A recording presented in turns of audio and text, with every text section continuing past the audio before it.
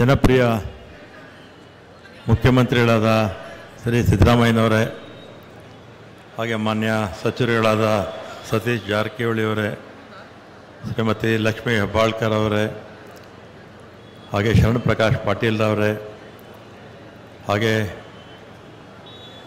ನಮ್ಮ ರಾಜು ಕಾಗೆ ಅವರೇ, ವೇದಿಕೆ ಮೇಲಿರ್ತಕ್ಕಂಥ ಎಲ್ಲ ಶಾಸಕರು, ವಿಧಾನ ಪರಿಷತ್ ಸದಸ್ಯರು, ನಮ್ಮ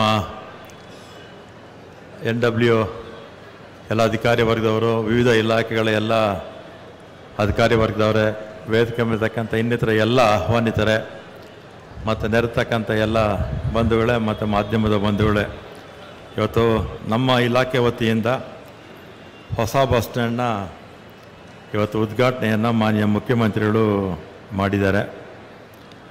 ಹಾಗೆ ನಮ್ಮ ಸತೀಶ್ ಜಾರಕಿಹೊಳಿ ಅವರು, ಲಕ್ಷ್ಮೀ ಹೆಬ್ಬಾಳ್ಕರ್ ಅವರು ಮತ್ತು ರಾಜು ಸೇಠ್ ಅವರು, ಯಾಕಂದರೆ ಅವರ ವ್ಯಾಪ್ತಿಗೆ ಬರುತ್ತಿದ್ದು. ಮತ್ತು ಹಿಂದೆ ಬೆಳಗಾಂಗೆ 2016ರಲ್ಲಿ ನಾನು ಇದೇ ಇಲಾಖೆ ಮಂತ್ರಿ ಆಗಿದ್ದಾಗ ಆಗ ಬೆಳಗಾಮಲ್ಲಿ ಹಳೆಯ ಬಸ್ ಸ್ಟ್ಯಾಂಡ್ ಇತ್ತು. ಆಗ ಮುಖ್ಯಮಂತ್ರಿಗಳನ್ನ ಬೆಳಗಾಮಲ್ಲಿ ಆವಾಗ ಸೆಷನ್ ನಡೀತಾ ಇತ್ತು. ಸಿದ್ದರಾಮಯ್ಯನವರೇ ಮುಖ್ಯಮಂತ್ರಿಗಳಾಗಿದ್ದರು. ಅವ್ರನ್ನೇ ಕರ್ಕೊಂಡೋಗಿ ಗುದ್ಲಿ ಪೂಜೆ ಮಾಡಿಸಿದ್ದೆ. ಸುಮಾರು 32 ಕೋಟಿ ರೂಪಾಯಿಗಳ ವೆಚ್ಚದ ಬಸ್ ಸ್ಟ್ಯಾಂಡು. ಆಮೇಲೆ ಅದು ಉದ್ಘಾಟನೆ ಆಯಿತು. ಅದಾದಮೇಲೆ ಇವತ್ತು ಈಗ ಸಿಟಿ ಬಸ್ ಸ್ಟ್ಯಾಂಡು ಇವತ್ತು ಉದ್ಘಾಟನೆ ಆಗಿದೆ. ಇದು 2 ಎಕರೆ 19 ಎಕರೆ ಜಾಗದಲ್ಲಿ ಕಟ್ಟಿರ್ತಕ್ಕಂಥದ್ದು. ಸುಮಾರು 1000ಕ್ಕಿಂತಲೂ ಹೆಚ್ಚು ಬಸ್ಸಸ್ಸು ಪ್ರತಿದಿನ ಇಲ್ಲಿ ಓಡಾಡುತ್ತೆ. ಮತ್ತು ಸ್ಮಾರ್ಟ್ ಸಿಟಿ ಯೋಜನೆ ಅಡಿಯಲ್ಲಿ ಕಟ್ಟಿರ್ತಕ್ಕಂಥದ್ದು. 50% ಹಣ ರಾಜ್ಯ ಸರ್ಕಾರದ್ದು, 50% ಹಣ ಕೇಂದ್ರ ಸರ್ಕಾರದ್ದು. ಮತ್ತು ರೆವೆನ್ಯೂ ಶೇರಿಂಗ್ ಇದರಲ್ಲಿ ಏನೂ ಇಲ್ಲ. ಎಲ್ಲ ರೆವೆನ್ಯೂ ಪೂರ್ತಿ ನಮ್ಮ NW KRTCಗೆ ಬರುತ್ತೆ. ಅದಾದಮೇಲೆ ಹಿಂಭಾಗ ಎಕ್ಸ್ಪ್ಯಾನ್ಷನ್ನು ಕೂಡ ಆಗಬೇಕು. ಯಾಕಂದರೆ ಇವತ್ತು ಬೆಳಗಾಂ ಸಿಟಿಗೆ 100 ಎಲೆಕ್ಟ್ರಿಕ್ ಬಸ್ಸಸ್ ಬರ್ತಾಯಿದೆ. ಅದಕ್ಕೆ ನಾವು ಹಿಂದೆ ಡಿಪೋ ಕಟ್ಟಬೇಕು. ಎಲೆಕ್ಟ್ರಿಕಲ್ಗೆ ಸಪ್ರೇಟು ಡಿಪೋ ಕೂಡ ಕಟ್ಟಬೇಕು. ಸುಮಾರು 5 ಎಕರೆ 5 ಗುಂಟೆ ಇರ್ತಕ್ಕಂಥ ಜಾಗದಲ್ಲಿ 18 ಕೋಟಿ ರೂಪಾಯಿ ವೆಚ್ಚದಲ್ಲಿ ಎಲೆಕ್ಟ್ರಿಕಲ್ ಬಸ್ ಸ್ಟ್ಯಾಂಡು ಕೂಡ ಆಗುತ್ತೆ. ಅದರಲ್ಲಿ 50-50 ಕೇಂದ್ರ ಸರ್ಕಾರ 50%, ರಾಜ್ಯ ಸರ್ಕಾರದ ಪಾಲು ಕೂಡ 50% ಕೊಡಬೇಕಾಗತ್ತೆ. ಮತ್ತು ಅದಾದಮೇಲೆ ಮಾನ್ಯ ಮುಖ್ಯಮಂತ್ರಿಗಳು ಈ ಸಲ ಬಡ್ಜೆಟಲ್ಲಿ 2000 ಬಸ್ಸು ಘೋಷಣೆ ಮಾಡಿದ್ದಾರೆ. ಆ 2000 ಬಸ್ಸಲ್ಲಿ ವಾಯುವ್ಯ ಕರ್ನಾಟಕಕ್ಕೆ NWRTCಗೆ 600 ಬಸ್ಸು ಕೊಟ್ಟಿದ್ದೀವಿ. ಬರುತ್ತೆ, ಇನ್ನೊಂದು 4-5 ತಿಂಗಳಲ್ಲಿ ಬರುತ್ತೆ.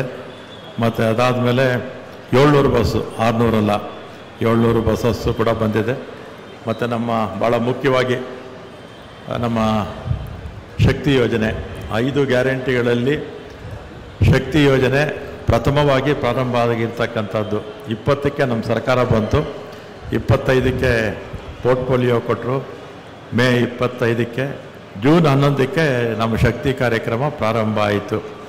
ಇದುವರೆಗೂ ಕೂಡ 565 ಕೋಟಿ 48 ಲಕ್ಷ ಜನ ಮಹಿಳೆಯರು ನಮ್ಮ ಬಸ್ಸುಗಳಲ್ಲಿ ಓಡಾಡಿದ್ದಾರೆ ಉಚಿತವಾಗಿ. 565 ಕೋಟಿ 48 ಲಕ್ಷ ಜನ ಓಡಾಡಿದ್ದಾರೆ. ಇದಕ್ಕೆ ನಮ್ಮ ರಾಜ್ಯ ಸರ್ಕಾರ ಮಾಡಿರ್ತಕ್ಕಂಥ ಖರ್ಚು 14,456 ಕೋಟಿ ಖರ್ಚು ಮಾಡಿದ್ದೀವಿ. ಅಂದರೆ ಮಹಿಳೆಯರ ಸಬಲೀಕರಣಕ್ಕೋಸ್ಕರ ಮಾಡಿದಂಥ ಕಾರ್ಯಕ್ರಮ ಶಕ್ತಿ ಕಾರ್ಯಕ್ರಮ. ಒಂದು ಬೇರೆ ಬೇರೆ ಸಂಸ್ಥೆಗಳು ಇದನ್ನು ಪರಾಮರ್ಶೆ ಮಾಡಿದಾಗ 23% ಉದ್ಯೋಗ ಸೃಷ್ಟಿ ಜಾಸ್ತಿ ಆಗಿದೆ ಬೆಂಗಳೂರು ನಗರದಲ್ಲಿ.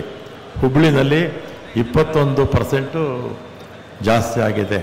ಅಂದರೆ ರಾಜ್ಯದ ಎಲ್ಲ ಭಾಗದಲ್ಲೂ ಕೂಡ ಮಹಿಳೆಯರಿಗೆ ಉಚಿತ ಪ್ರಯಾಣ ಕೊಟ್ಟ ಮೇಲೆ ಇದು ಉದ್ಯೋಗದ ಅವಕಾಶಗಳು ಜಾಸ್ತಿಯಾಗಿ ಅವರು ಹೋಗಿ ಬರೋದಕ್ಕೆ ಉಚಿತವಾಗಿ ಸಿಕ್ಕಿದ್ರಿಂದ ಈಗ ನಿರುದ್ಯೋಗ ನಮ್ಮ ರಾಜ್ಯದಲ್ಲಂತೂ ಕಡಿಮೆ ಆಗಿದೆ ಅಂತ ಹೇಳಿದರೆ ತಪ್ಪಾಗಲಾರ್ದು ಅಂತ ನಾನು ಈ ಸಂದರ್ಭದಲ್ಲಿ ಹೇಳಿ, ಇಷ್ಟೆಲ್ಲ ಒಂದು ಹಳೆ 2016ರಲ್ಲಿ ಕಟ್ಟಿದಂಥ ಬಸ್ ಸ್ಟ್ಯಾಂಡ್ ಇರ್ಬೋದು, ಈಗಿರ್ತಕ್ಕಂಥ ಬಸ್ ಸ್ಟ್ಯಾಂಡ್ ಇರ್ಬೋದು, ನಮ್ಮ ಶಕ್ತಿ ಕಾರ್ಯಕ್ರಮ ಇರ್ಬೋದು, ಇದಕ್ಕೆಲ್ಲ ಕೂಡ ಮೂಲ ಕಾರಣಕರ್ತರು ನಮ್ಮ ಮುಖ್ಯಮಂತ್ರಿಗಳಾದ ಸಿದ್ದರಾಮಯ್ಯನವರು.